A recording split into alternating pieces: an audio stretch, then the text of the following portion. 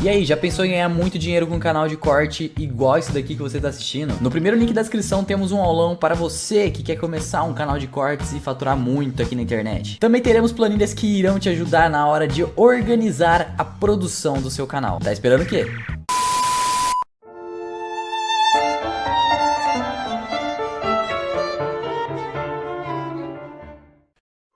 E aí galera, beleza? Como é que vocês estão? Meus amigos, que sexta-feira, hein? Ela nunca decepciona. Muita confusão no dia de ontem e com certeza vamos comentar sobre os principais assuntos. Mas quero abrir o vídeo de hoje comentando sobre pesquisas, comentando ainda sobre algumas movimentações no âmbito do legislativo que envolve inclusive o Arthur Lira, que pode começar a se movimentar para tirar a CPI do papel. Também quero mostrar para vocês a fala do um dos ex-chefões aí do Datafolha, teve lá na Globo News, coisa também meio estranha. Também saíram algumas matérias com base nas últimas pesquisas, Datafolha, Quest, PEC, onde eles começam a mudar algumas palavras que chamaram minha atenção. Eles começaram a falar agora em votos totais. O que é que estaria por trás disso? A gente vai comentar. Depois está ali a eleição em 2022, quero falar sobre os apoios. Bolsonaro aí segue conseguindo mais apoios políticos. Teve algumas falas, né? O Tarcísio participou do Pânico, falou algumas coisas interessantes. Também saíram notícias sobre isso. O Lula aí já está bem preocupado com o estado de Minas Gerais. Parece que a articulação aí com o Zema vem fazendo efeito. Depois, Lula versus Bolsonaro de novo, só que no âmbito econômico. Mais novidades, mais informações, mais questionamentos que precisamos fazer. Bolsonaro foi a capa da Veja de ontem, falou algumas coisinhas, fez alguns tweets interessantes e saíram algumas matérias que eu acho que vale a pena a gente perguntar, né? O que será que o PT anda planejando? Depois, vamos falar da nossa democracia, vamos falar da imprensa, né? A imprensa brasileira, e até tem conexão com o próximo tema, que é fake news. Fake news, da direita ou da esquerda? Bom, a gente vai falar sobre isso e se der tempo. Algumas coisinhas ligadas aí também, né? A pauta identitária, a lacração, dentre outros. Mas vamos começar. Vejam só como são as coisas. Bastou a população começar a questionar, na verdade não é, esse questionamento não vem de agora, já vem de muito tempo, e sai mais uma matéria no mesmo âmbito. Quase metade da mobilização contra institutos de pesquisa tem indícios de uso de robôs. Pessoas comuns não questionam os institutos de pesquisa, só robôs. Só robôs. Ou então os robôs estariam amplificando isso para tentar descredibilizar os institutos, que eu acho que é totalmente desnecessário a partir do momento que a gente olha o resultado e olha as pesquisas e vê que os grandes institutos extremamente respeitados erraram assim de forma absurda. Absurda. Isso a nível da disputa presidencial, porque se você olhar no estado, aí eu não tenho mais adjetivo para descrever, como por exemplo o estado de São Paulo, onde colocava o Márcio França, o grande campeão, o Marcos Pontes lá atrás, né, o astronauta, e na hora do vamos ver, foram quase 50% dos votos para o candidato de Bolsonaro. Eu não vou nem falar do IPEC, toda vez que eu lembro o que aconteceu no estado do Paraná com Paulo Eduardo Martins, que resultou na eleição do Moro, nossa, não vou nem comentar sobre isso. E aí, veja só, não sei se o Lauro Jardim está preocupado, né, com algumas coisas e por isso que ele está falando em robôs. Inclusive, começou a ter algumas movimentações aí por parte da imprensa, falando, não, peraí, a direita anda muito preocupada com o IPEC, o Datafolha e a Brasmarket. Mas que investigue todas? Que investigue todas. Sem nenhum problema. Mas sem nenhum problema. Aí veja só isso daqui. CPI das pesquisas na Câmara. A base governista já tem 90 assinaturas. Precisa de pelo menos 171. E a matéria do antagonista dá destaque para uma situação que eles dizem ter apurado, que o Arthur Lira, que é o presidente da Câmara, prometeu telefonar a parlamentares para pedir apoio à CPI. O Lira não é qualquer um. Ele é o presidente da Câmara. É um cara que está constantemente, né, em conversa, em contato com líderes, né, partidários, de bancada. Então, assim, se o Lira realmente quiser tirar isso aqui do papel, ele vai tirar. E o antagonista da complementa falando, ó, a intenção de Lira é que os trabalhos sejam iniciados antes do segundo turno. Uma coisa que eu sei, não sei se foi a vergonha, não sei se vencendo essas questões que envolvem uma possível CPI, tanto no Senado quanto na Câmara, não sei se foi a última movimentação também da Polícia Federal, que meio que vai dar uma investigada nos institutos de pesquisa, mas algumas coisas já estão mudando. Pra vocês verem aqui, ó. Ex-chefão do Datafolha, lá na Globo News. Olha o que ele disse. Independentemente do que houve no primeiro turno, se as pesquisas não conseguiram pegar a força de Bolsonaro ou se houve movimento de última hora, o fato é que o país está dividido. com apenas 5 pontos de diferença entre Lula e Bolsonaro. A possibilidade de virada inédita em segundo turno é real.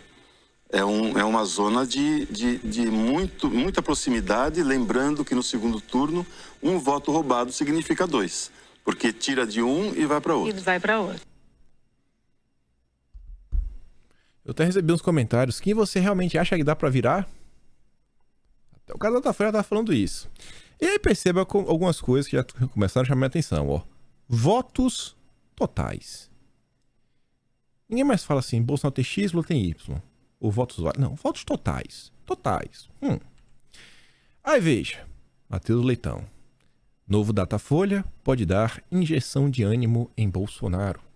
Porque em questão aí de 5, 6 dias, a diferença que era, sei lá, 14, 16 pontos caiu para 5. E mudou muito. Aí eu não sei se é o clima no Brasil, se são as articulações políticas de Bolsonaro, se é o medo de uma CPI, se é medo de investigação da Polícia Federal. O que eu sei é que o Matheus Leitão, mais uma vez, entenda, o garoto entenda. Aí veja só, esquece os números, eu não tô nem aí pros números, vamos olhar as tendências. Atenção, a avaliação do governo Bolsonaro, segundo o Instituto Datafolha. Quem classificava como ruim e péssimo, caiu. Caiu. Quem considerava o governo, quem considera o governo ótimo e bom, subiu. Regular, mesma coisa. A rejeição de Bolsonaro está caindo e a melhor está subindo. E a gente ainda tem mais umas 3 semanas, né? Basicamente 3 semanas e um dia até o dia das eleições. Essa sensação de melhora econômica e mais coisas ainda podem acontecer. Mas calma lá. Aí você vê, a Veja também soltou uma manchete exatamente como a chamada da Globo News. Lula tem 49% dos votos totais e Bolsonaro 44%, segundo a pesquisa da Datafolha. Aí o que eles dizem? Quando você olha os votos válidos, o Lula ainda teria 6% de vantagem, né? Sairia de 5 para 6. Aí não lembro, acho que o Lula vai para 50 quebrado, Bolsonaro 40 quebrado, fica com 6 pontos de diferença, aumenta um ponto. Até aí beleza. Só que eles estão falando tanto de votos totais, né? E quando ele olha a questão dos votos válidos, a gente sabe que essas pesquisas, a gente já sabe como elas são, né? Se o Bolsonaro basicamente já está empatado, então imagina, né, depois da margem de erro da narrativa da imprensa, Bolsonaro já deve estar na frente. Mas independente disso, tem a questão que envolve abstenções. É um assunto que vem tomando os noticiários, a gente vem comentando em vídeo, já deve ter pelo menos uma semana sobre, podemos ter uma maior abstenção no segundo turno. E por quê? Porque isso é natural. Isso acontece em todas as eleições. Em geral, se tem uma votação menor no segundo turno do que no primeiro.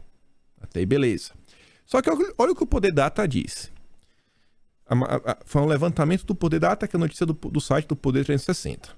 Lula e Bolsonaro empatam entre os que dizem quem vão votar. Já está se falando em empate.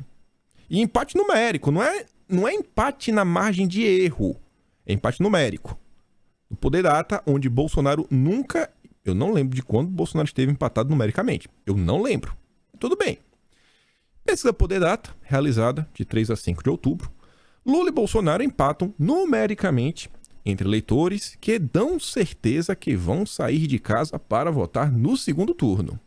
Neste público, o petista e o atual presidente marcam 47% dos votos, enquanto 5% votariam em branco ou nulo. Outros 2% não souberam responder. Aí veja, Lula, no entanto, se beneficia se a eleição incluir os que hoje estão incertos do próprio comparecimento nas urnas. No grupo dos que acham que podem votar, mas não têm certeza, ou seja, 5% dos eleitores, o petista tem 64% das intenções de voto. Só que está se comentando muito sobre isso. O próprio PT está preocupado com a redução das pessoas que vão comparecer nas urnas, principalmente na região Nordeste. E aí veja, aqui estaria o gráfico, né? Certeza que vão votar 47-47. 47-47.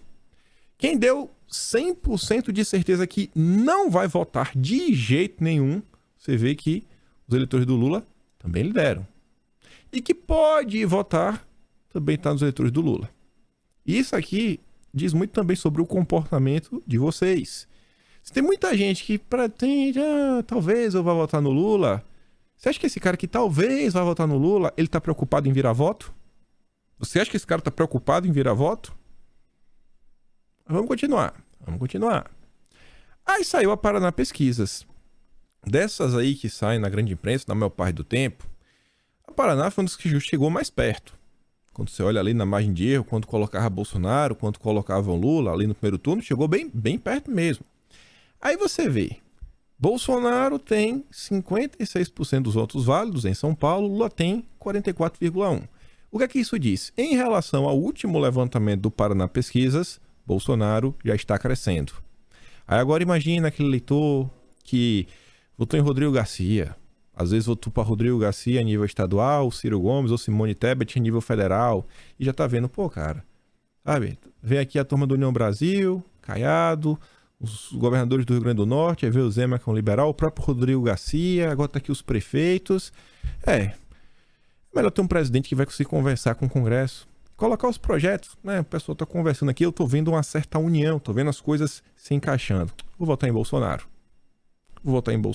Eu acho que a máquina tá começando a responder. Beleza. E aí o Tarcísio ontem no Pânico fez uma fala, o Clark recortou aqui um pedaço, só mostrar pra vocês, 20 segundos. Quem ganhou a eleição de domingo? Na minha opinião, Bolsonaro. E vou explicar por quê. Você tem uma maioria eleitoral do Lula.